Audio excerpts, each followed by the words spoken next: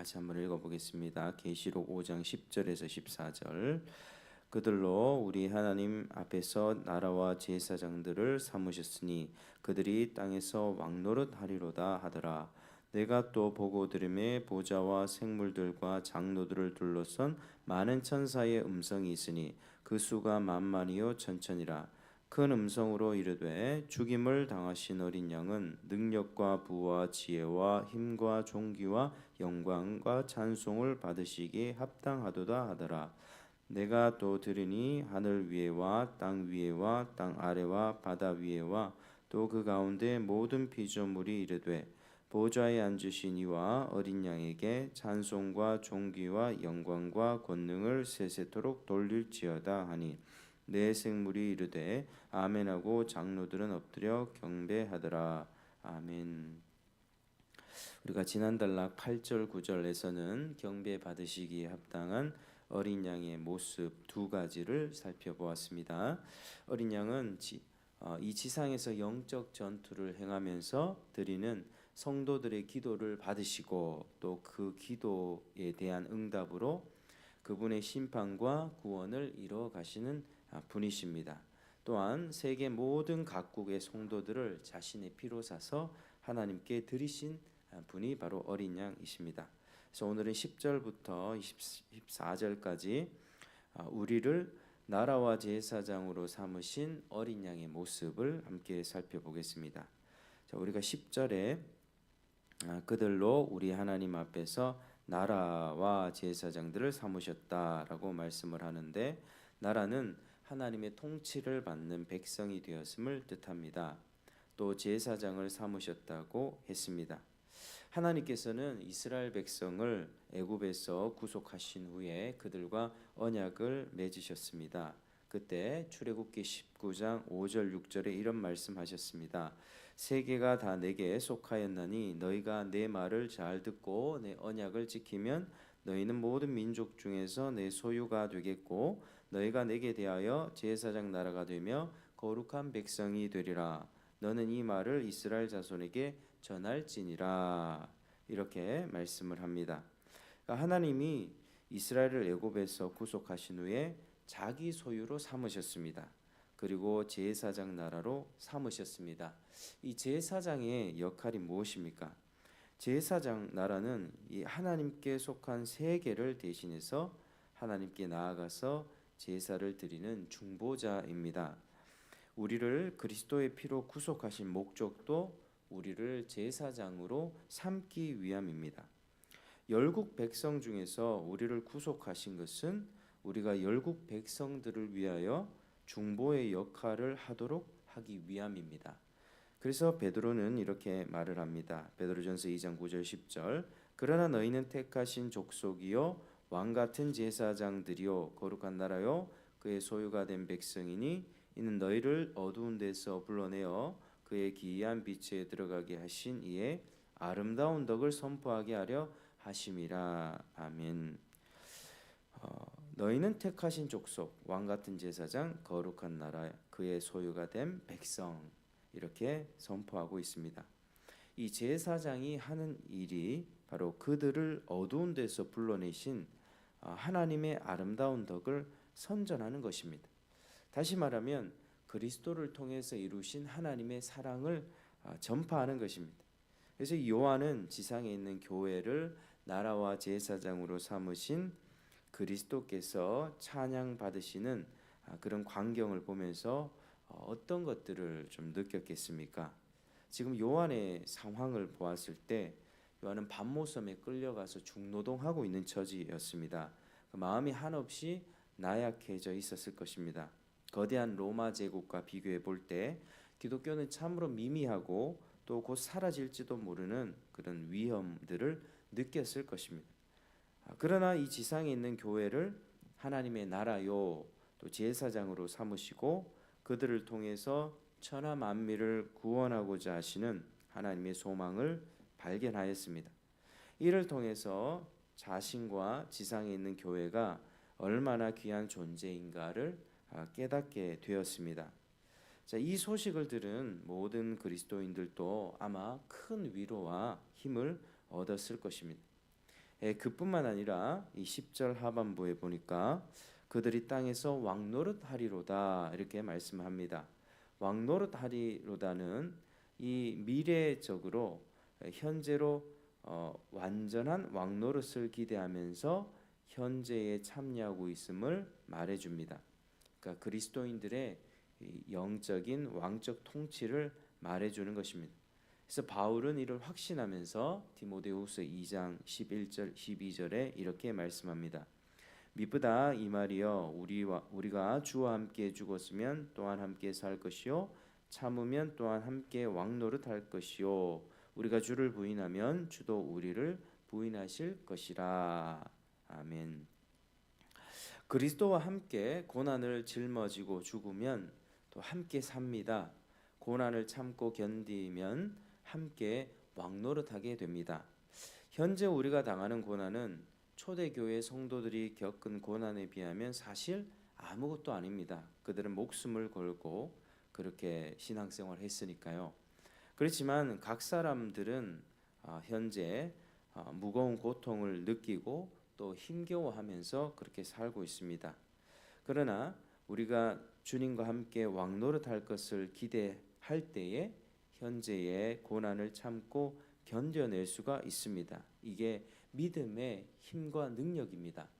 그리스도와 함께 온전히 성화되어져서 영화롭게 그분과 함께 왕노릇할 것이라는 그 소망을 갖고 믿음으로 견디는 것이죠.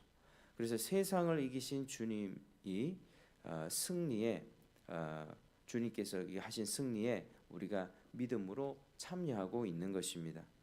이제 11절부터 네 생물과 24 장로들의 이 천사들의 찬송이 끝나자 11절부터는 수많은 이 천군 천사의 음성이 들렸습니다.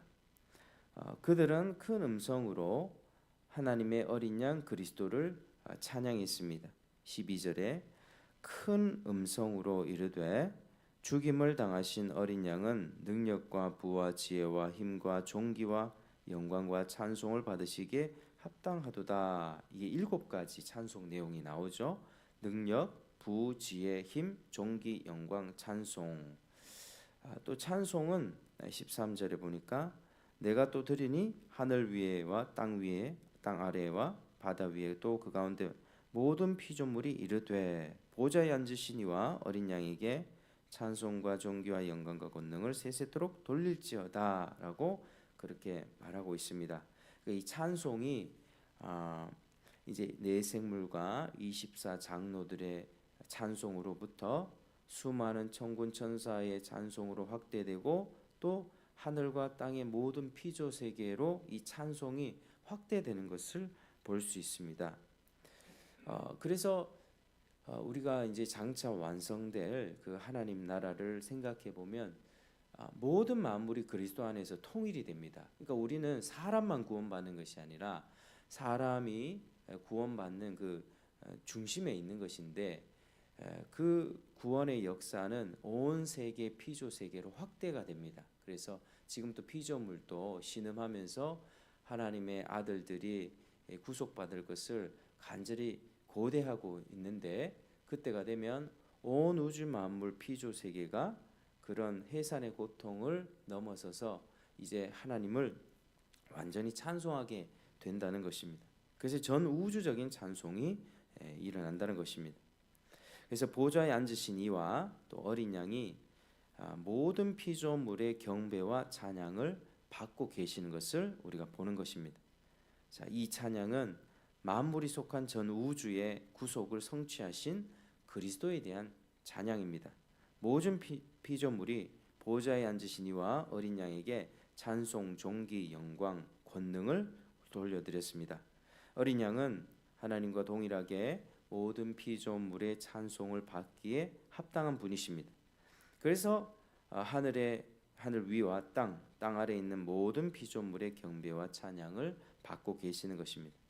그렇게 모든 피조물의 찬양이 끝나자 이제 14절에 보니까 네 생물이 이르되 아멘하고 장로들은 엎드려 경배하더라.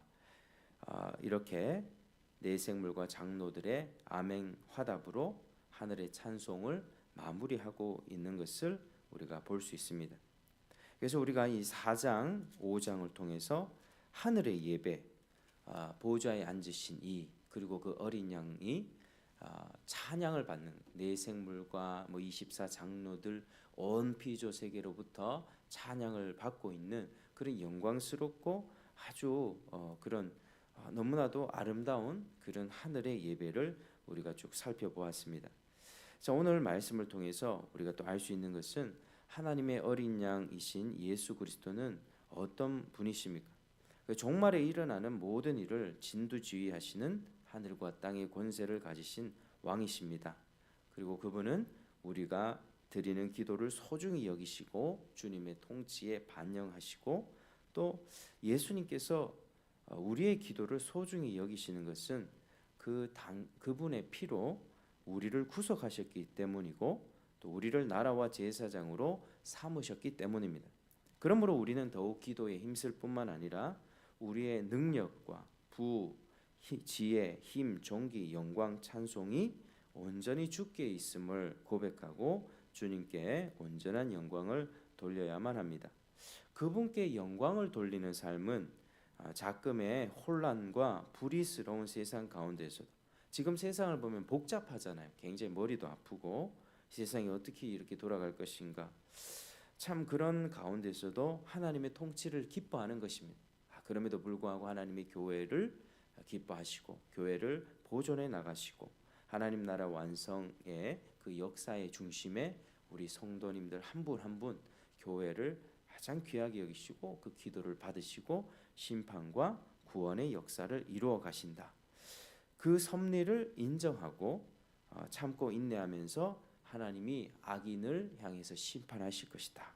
또 우리 교회가 지금 위축되고 미약한 것 같지만 우리 교회가 결국에는 구원받을 것이다. 이런 또 마음으로 간구하면서 하나님 나라를 소망하며 살아갈 때 그게 바로 하나님이 영광을 받으시는 것입니다.